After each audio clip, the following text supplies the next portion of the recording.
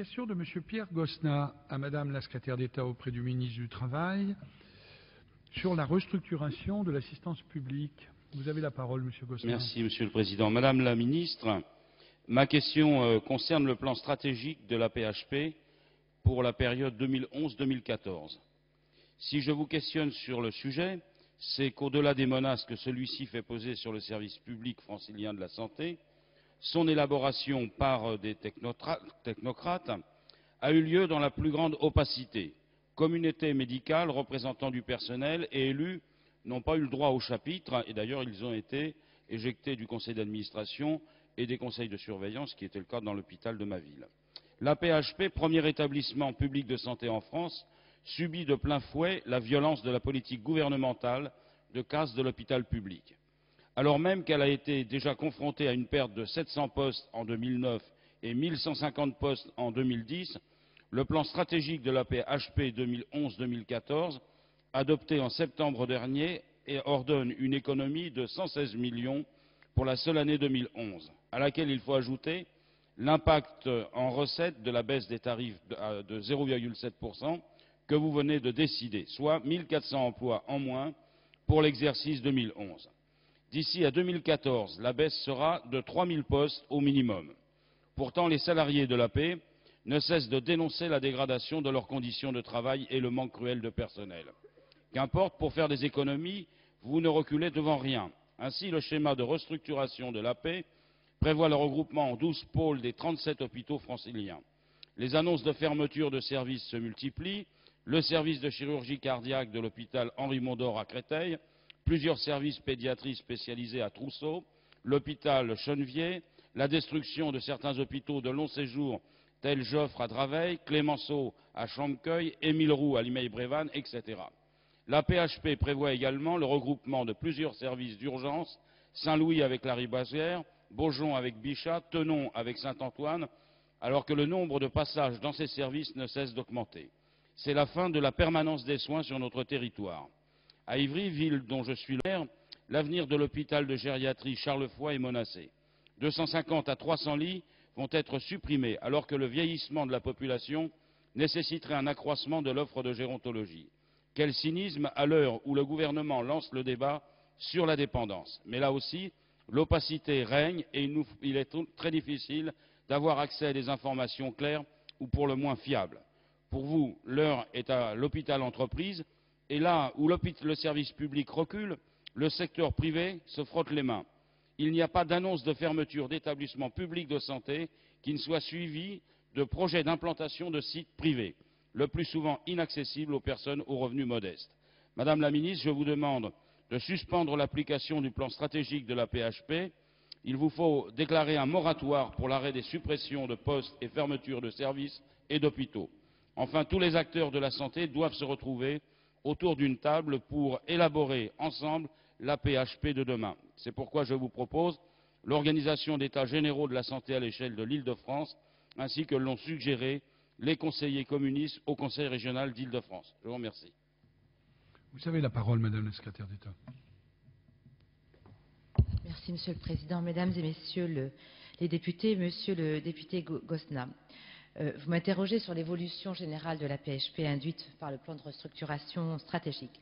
Le plan stratégique 2010-2014 de la PHP engage l'institution dans un vaste mouvement de transformation pour offrir à la population francilienne une offre de soins plus cohérente, articulée en 3 niveaux: socle d'activité de base, soins spécialisés, activités de référence, la création de 12 groupes hospitaliers, le déploiement d'un nouveau système d'information centré sur le dossier patient.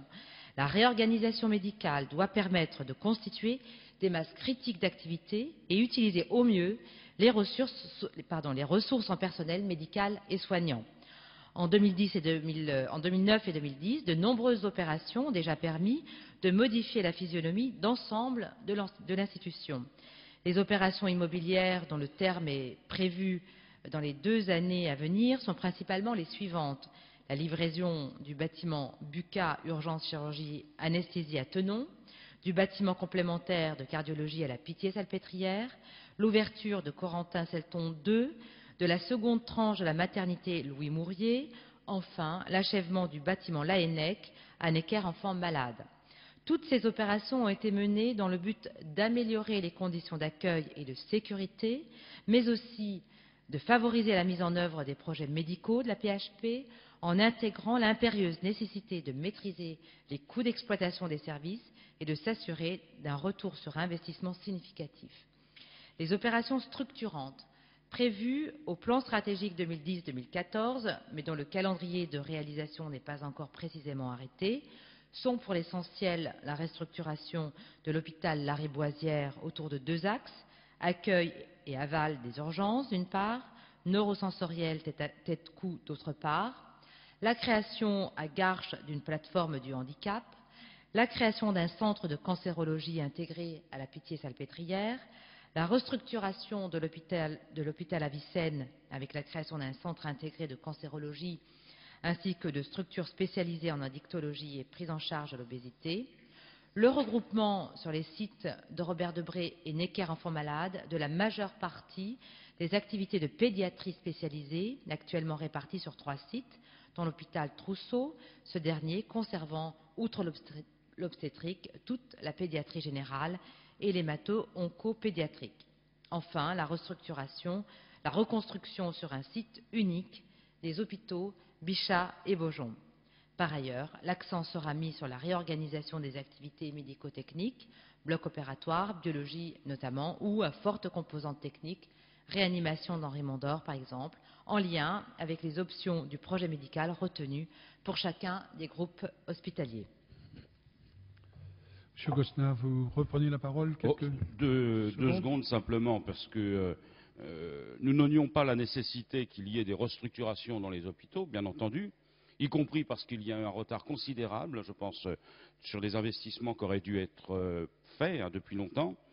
Mais par contre, vous ne répondez pas à la question que je vous ai posée, c'est-à-dire il y a des restructurations, il y a des reconcentrations notamment, mais pour autant, vous ne répondez pas à cette question fondamentale, à savoir comment pratiquer cette restructuration alors que ce sont des milliers d'emplois qui sont aujourd'hui supprimés. Et c'est bien la question qui nous est aujourd'hui posée et qui fait qu'aujourd'hui, pour les patients, c'est de plus en plus difficile de se faire soigner.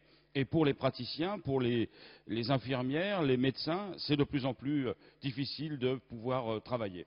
Et c'est bien cette question-là à laquelle vous n'avez pas répondu, celle de l'emploi.